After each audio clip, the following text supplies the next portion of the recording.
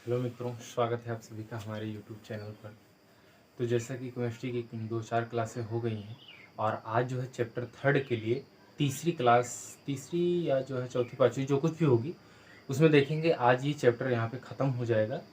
तो चलिए जो कुछ भी बचा है वो देख लेते हैं।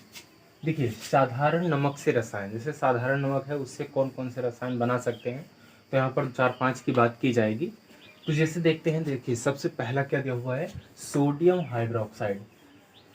क्या होता है कि जब सोडियम क्लोराइड को इसका जलीय विलयन, मतलब जल मिलाएंगे इसमें, इसका जो जलीय विलयन होगा सोडियम क्लोराइड का, उसमें अगर विद्युत अपघटन करवा दें। विद्युत अपघटन से क्या मतलब है, जैसे विद्युत का टर्मिनल होता है ना, ले जाकर के उसमें डाल देंगे तो क्या होगा, इसी प्रक्रिया को विद्युत अपघटन बोलते हैं। ये जो है फिर क्या बनेगा, NaOH क्या बन जाएगा, क्षार, और सोडियम हाइड्रोक्साइड बन जाता है। ठीक है, और क्लोरीन गैस बाहर निकलती है, इसको ऊपर की ओर करके दिखा सकते हैं, और यहाँ पे ये हाइड्रोजन, ये दोनों गैसें बाहर हो जाती हैं। ये जो प्रक्रिया होती है, इस प्रक्रिया को कोल क्षार अभिक्रिया कहते हैं। कोल क्षार अभिक्रिया, कोल क्षार अभिक्रिया भी बोला जाता है। तो देखिए, जैसे हमने डायरेक्ट ये जो है समीकरण लिख दिया हुआ है, आपको ये समझना है, पहले डेफिनेशन इसकी लिखनी है कि जब सोडियम क्लोराइड या साधारण नमक की जलीय विलयन में विद्युत अपघटन करवाते हैं तो क्या सोडियम हाइड्रोक्साइड NaOH बनता है। ठीक है ना, ये सारी बात लिखनी होती है। अच्छा, इसका उपयोग क्या है, उपयोग धातुओं से ग्रीज हटाने में। जैसे ग्रीज, यही ग्रीस को कहा गया है, धातुओं में लगी हुई है अगर ग्रीस तो उसको हटाने के लिए क्या करते हैं, इसका प्रयोग किया जाता है। साबुन बनाने में इसका उपयोग किया जाता है और कागज बनाने में भी उपयोग किया जाता है। तो ये 2-3 एग्जाम्पल हैं, और भी होते हैं इनका उपयोग। ठीक है, तो एक उपयोग ये हो गया सोडियम हाइड्रोक्साइड का। दूसरा है विरंजक चूर्ण। विरंजक चूर्ण में होता क्या है कि शुष्क बुझे चूने की जब क्लोरीन से क्रिया कराते हैं ना, तो ये कैल्शियम ऑक्सीक्लोराइड या इसी को विरंजक चूर्ण बोला जाता है। ठीक है, विरंजक चूर्ण बनता है और एक अणु जल बन जाता है। तो क्या लिखना होगा, जब शुष्क बुझे चूने की क्लोरीन से क्रिया कराते हैं तो क्या बनता है, विरंजक चूर्ण बनता है। उपयोग क्या है, रोगाणुनाशक में। रोगाणु, जैसे मान लीजिए जल है, साफ नहीं, उसमें कीटाणु है, तो उसको कीटाणु रहित बनाना है। छोटे छोटे होते हैं, जैसे दिखाई नहीं देते हैं, मान लो भले वो अंदर अंदर तो नुकसान कर जा रहे हैं, तो इसको डालने से होगा क्या कि वो पानी को साफ किया जा सकता है। सूती व लिनन के विरंजक के लिए, ये जो कपड़े होते हैं सूती के हों चाहे लिनन के हों, इनके विरंजन के लिए किया जाता है। ये विरंजन क्या है, जैसे दाग पड़ जाता है ना, तो उनको रंगों को हटाने के लिए इनका उपयोग किया जाता है। ठीक है ना। देखिए 3 नंबर पे आता है बेकिंग सोडा। क्या होता है इसमें, बेकिंग सोडा, सोडियम क्लोराइड का जलीय विलयन लेंगे, जल, कार्बन डाइऑक्साइड, अमोनिया, जब सबकी एक साथ क्रिया कराते हैं तो क्या बनता है, NH4Cl। ये क्या है, अमोनियम क्लोराइड है, और NaHCO3 सोडियम बाइकार्बोनेट, या इसी को बेकिंग सोडा पढ़ा जाता है। तो ये सोडियम बाइकार्बोनेट या बेकिंग सोडा बनता है। अच्छा, होता क्या है कि बेकिंग सोडा को क्या करें, सीधे गर्म कर दें। ये सिंबल गर्म के लिए उपयोग किया जाता है। इसका मतलब ये है कि आपने सीधे इसको गर्म कर दिया। जब आपने इसको सीधे गर्म किया तो Na2CO3 और उसके बाद H2O और कार्बन डाइऑक्साइड गैस बनती है। ठीक है ना।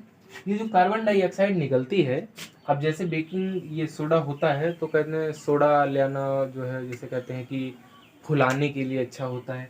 तो जो खमीर शब्द है ये क्या करता है, फुला देता है। जैसे अगर मान लो रोटी बनाते समय उसमें डाला जाए तो क्या होगा, जैसे ये आज के समय तंदूरी बनती है वो भी फूल आती है, या फिर रोटी को ही फुलाना है तो क्या होता है, इनको डालने से ये फूल आता है, इसमें खमीर उड़ जाता है और ये मुलायम बन जाती है। ठीक है ना। और आगे चौथा है धोने का सोडा। धोने का सोडा क्या है, देखिए सोडियम कार्बोनेट को जो है 10 अणु जल के साथ जब अभिक्रिया कराते हैं तो ये एक में मिक्स हो जाता है। सोडियम ये जो है सोडियम कार्बोनेट, और जब जल को मिलाते हैं तो क्या बनता है, धोने का सोडा बनता है। देखिए इसी का उपयोग क्या है, जल की कठोरता को हटाने में। जैसे कभी कोई कोई कठोर जल बहुत ना हार्ड हो जाते हैं, कठोर हो जाते हैं, जैसे कठोर जल का सूत्र भी होता है भारी जल, D2O उसको कहा जाता है। तो वो जो भारी जल होता है, यानी सामान्य की अपेक्षा जो है वो आपको भारी लगेगा कि ये जल मुझे भारी भारी फील हो रहा है, हल्का नहीं लगेगा जैसे नॉर्मल आप पीते हैं। तो जल की कठोरता को हटाने में इसका उपयोग किया जाता है, किसका, धोने का सोडा का। ये जो फार्मूला बना हुआ ये है ये। कांच, कांच के उद्योगों में जैसे उद्योग है तो कांच के उद्योग में भी इसका उपयोग किया जाता है। साबुन के उद्योग में, घर की सफाई में भी इसका उपयोग किया जाता है। देखिए इसके आगे आता है प्लास्टर ऑफ पेरिस, पीओपी, नाम तो सुना ही होगा, ठीक है ना। तो ये है पीओपी। देखिए जिप्सम, जिप्सम क्या है, जिप्सम ये है, पहले यहाँ समझते हैं। कैल्शियम सल्फेट जो है ये 2 अणु जल के साथ जो होता है ये जिप्सम कहा जाता है। क्या करते हैं, जिप्सम को 373 केल्विन, 373 केल्विन का मतलब ये हुआ 100 अंश सेल्सियस, क्योंकि आप जानते हैं 273 केल्विन बराबर 1 अंश सेल्सियस, ये 0 अंश सेल्सियस होता है। और उसमें अगर आप 100 ऐड करेंगे 373 हो जाएगा। इसका मतलब ये है कि 100 अंश सेल्सियस बोले या 373 केल्विन बोले, ठीक है। तो क्या होगा, जब जिप्सम को सीधे आप उठा करके गर्म कर दें तो ये बनेगा क्या, कैल्शियम सल्फेट। कैल्शियम सल्फेट आधे अणु जल के साथ बनेगा, और यही क्या कहलाता है, यही पीओपी कहलाता है, प्लास्टर ऑफ पेरिस। 1.5 अणु जल, ये देखिए 1/3 का मतलब 1.5 हुआ, 1.5 अणु जल जो है वो बाहर निकलता है। और देखिए ये कैल्शियम सल्फेट जा करके ये रिएक्शन करके बन जाता है।